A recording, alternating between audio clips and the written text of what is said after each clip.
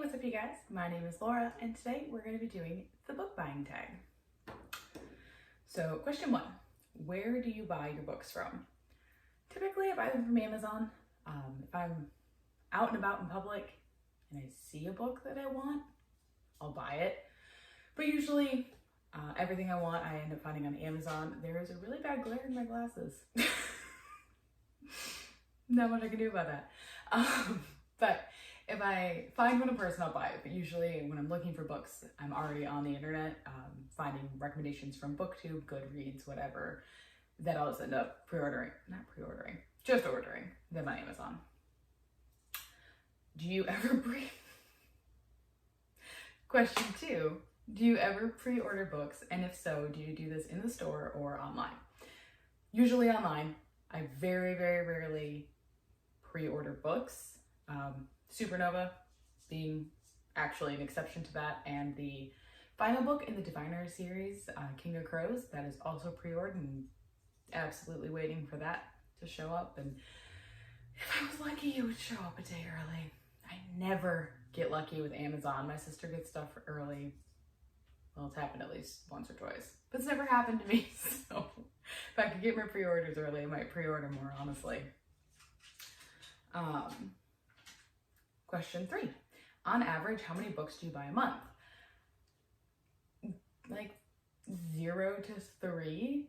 It really kind of depends on the month. I have an Audible subscription, which would imply that I buy a book every month, but I put that on hold frequently throughout the year as I need to catch up on things. So it's definitely not always one a month. And there are definitely times where Kindle's having a really good sale or there's a lot of books that came out in a month. So it really just depends on what's coming out, what time of year it is.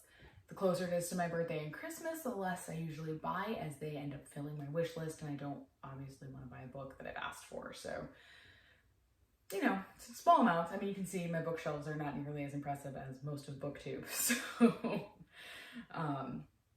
yeah. Question 3, do you use your local library? Yes, and it's something I've gotten way more into in the past couple months as I've started reading a lot more than I used to in the past couple of years. Usually, I've been keeping track of my reading since like 2005-ish, and you know, I see peaks and valleys of how much I read, but overall, you know, the past 10 years, my reading's gone up, but it's still not a lot. This year, I'm trying really hard to read a lot more than I have in the past, and that's in large part to the library because I am too broke to buy all the books that I want to buy, but I would if I could. So question 4, probably. These are not numbered on my list, so I feel like I already forgotten what number we're at.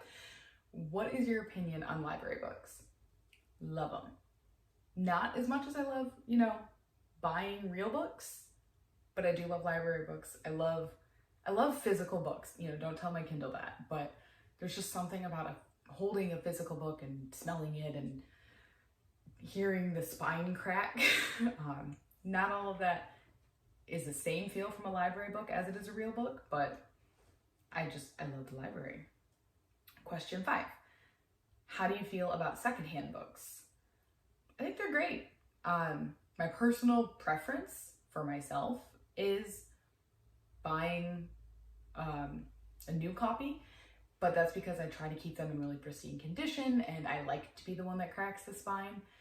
But I just, I like a new book and I keep them as immaculate as I can. I've definitely had friends before borrow a book and immediately return it because they were concerned that they couldn't keep it in the condition that I gave it to them in. And on more than one occasion, I've had someone actually ask if I've even read the book before I lent it to them. So, you know, I'm a little picky, but I think secondhand books in general are a really good thing. Just, you know, it's a good way for people who want to read or build a collection to be able to do that without going broke. And, you know, it's just, I don't know, I don't see anything wrong with it. Everyone's got a favorite way to read, and I don't think we should be policing how people do it. Nugget, what are you doing? My cat's trying to get into a closed door, so let's see how that goes. What I think is question 6, Do you keep your TBR on your main bookshelves or no?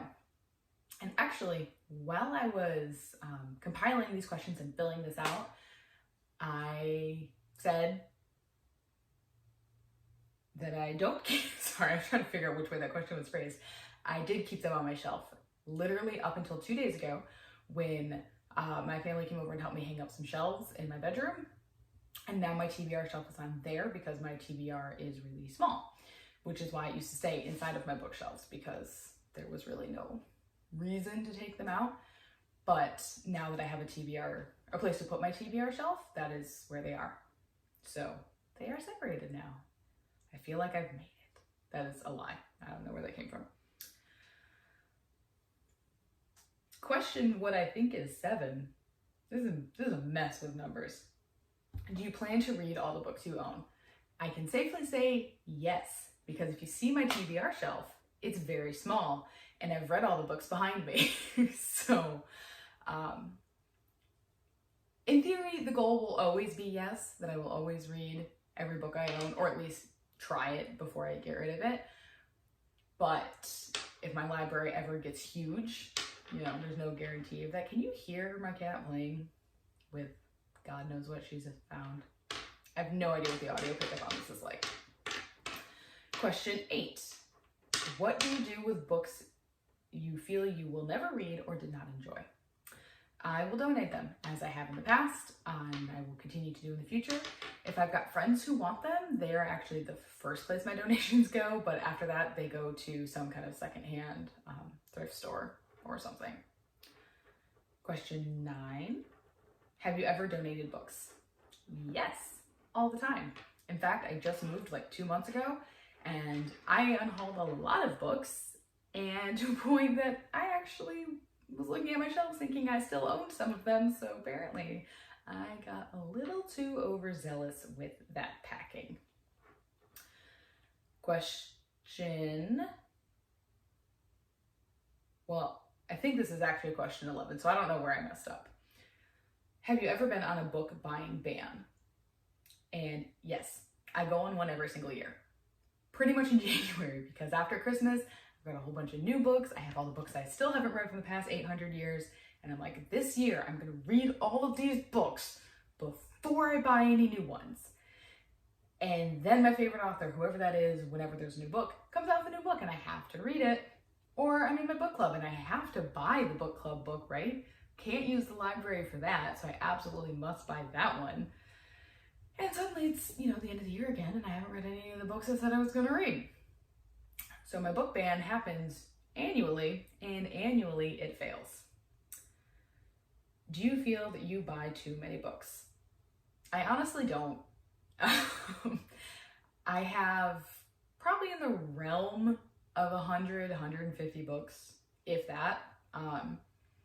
And to people who don't read voraciously, maybe that does sound like a lot, but I've read all of these books and I reread a decent amount of them, actually. Sometimes I reread them on audio versus physical, and I just like to have the physical copies around. But that's a big part of it for me. I reread them because they're fun and I like them. So I like having a really easy way to do that, and owning them is how I do that.